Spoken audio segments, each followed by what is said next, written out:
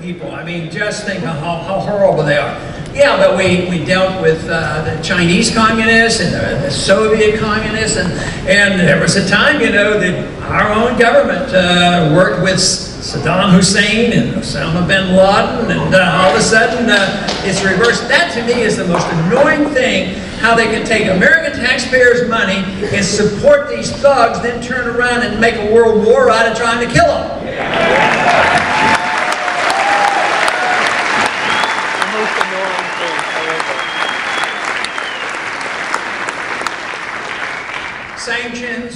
Sanctions aren't worth it. Look how long we've had sanctions on Cuba. It's time we were allowed to go visit Cuba. Yeah.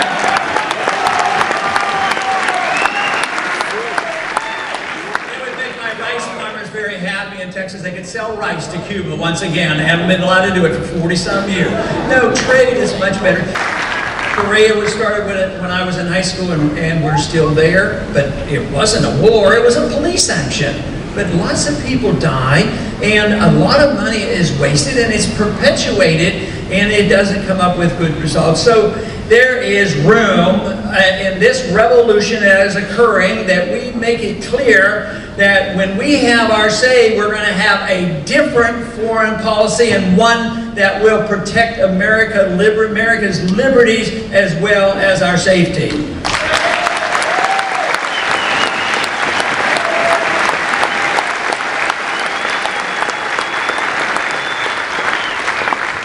Domestically, our civil liberties are under steady attack. Last week, I guess you read that the Patriot Act was extended. It should have never been passed. It should never have been extended at last week. No doubt.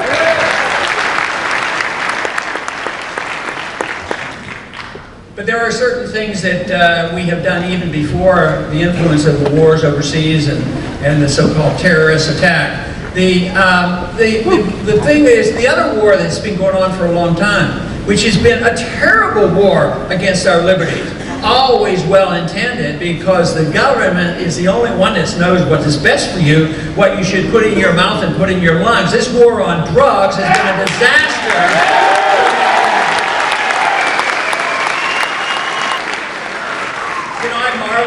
At the hysteria in Washington about not being allowed to raise hemp.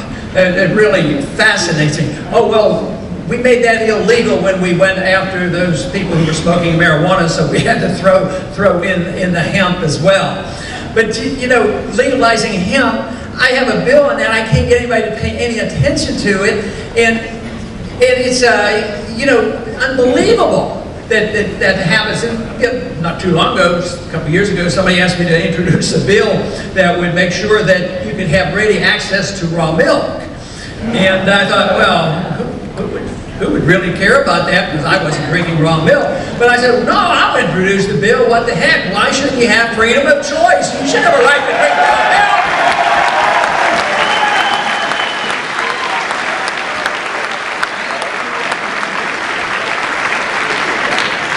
So you'll know when we're winning at home on our civil liberties when you can grow hemp and drink raw milk.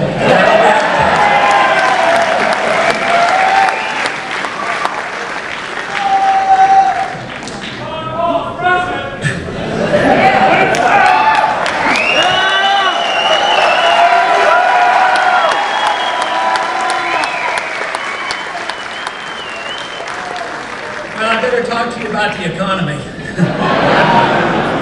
Even with all the mistakes made of all these years, 30, 40, 50 years of malinvestment, excessive debt, pyramiding of debt, over-regulation, all of these problems built into the system, you know, could be corrected rather easily by just getting out of the way. It's sort of like correct our problems on foreign policy, just come home. Well, on economics, just get the government out of the way.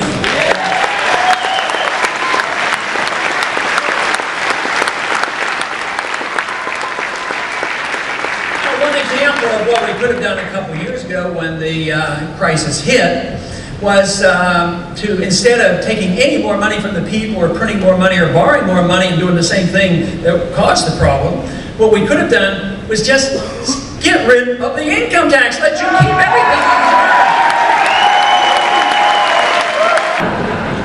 The issue is, do you have a right to your life? Certainly. You should own your life. It's your life. You just can't use your life or your property to hurt anybody else, but it's your life to do with what you want and assume responsibility for it. If you want to wreck your life, you have to be responsible for it. But if it's your life, and it's your responsibility, you have the incentive to work hard and earn something, you ought to have the right to keep the fruits of your labor.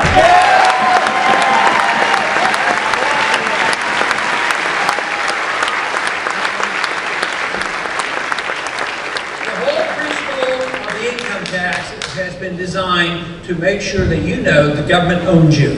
Even at the beginning, at the very beginning, if it says 1% on a few people over the maximum income are going to be charged taxes, that was the principle. 100% of the principle was accepted that eventually, blossomed into the monster that we have now, the tax code.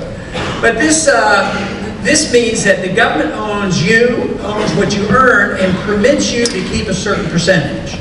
And they hold you in check. Another example of what the government does to so many, to emphasize who owns us, and that is when you're 18. Still, we haven't had a draft for some 30-some years, but they still make young people register because, they might need them someday. But it's also to make sure that they know that they are obligated. And besides, if you don't register, they come knocking on your door. Why didn't you register? They know where everybody is. But because of the danger spreading in the Middle East and because of the shortage of troops and all the problems we have, I am fearful that there are some in Washington that would come back, but I hope and pray that we never have to depend on the military draft again. We have allowed our executive branch of government to get too big. The Congress is derelict in their duties, not only in that they won't keep a tab and audit the Federal Reserve and they give this power to the Federal Reserve, but think of all the power given to the executive branch of government. The president can write executive orders and signing statements, do what he wants, start war when he wants, and the executive branch writes laws.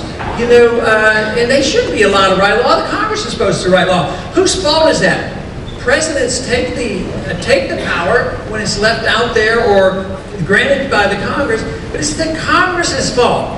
This is where the action should be. The Congress should have never given up their prerogatives and their responsibility to the executive branch, and they shouldn't give it up to the courts either. Fire Congress!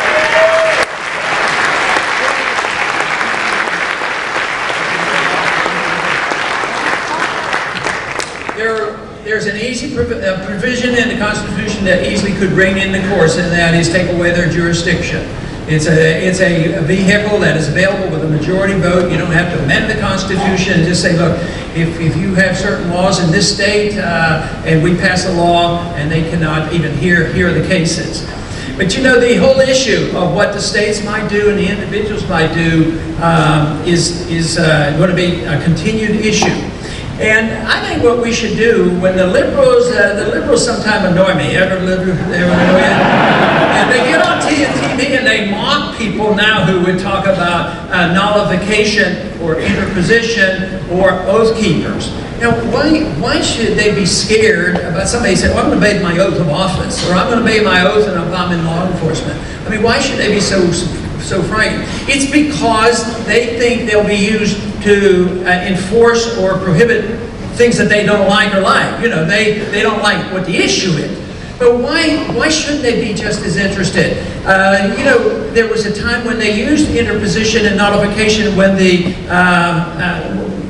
these slave laws, the Fugitive Slaves Law was passed. There were a lot of states in the North that ignored these things and got in the way of the federal government and said that you have to.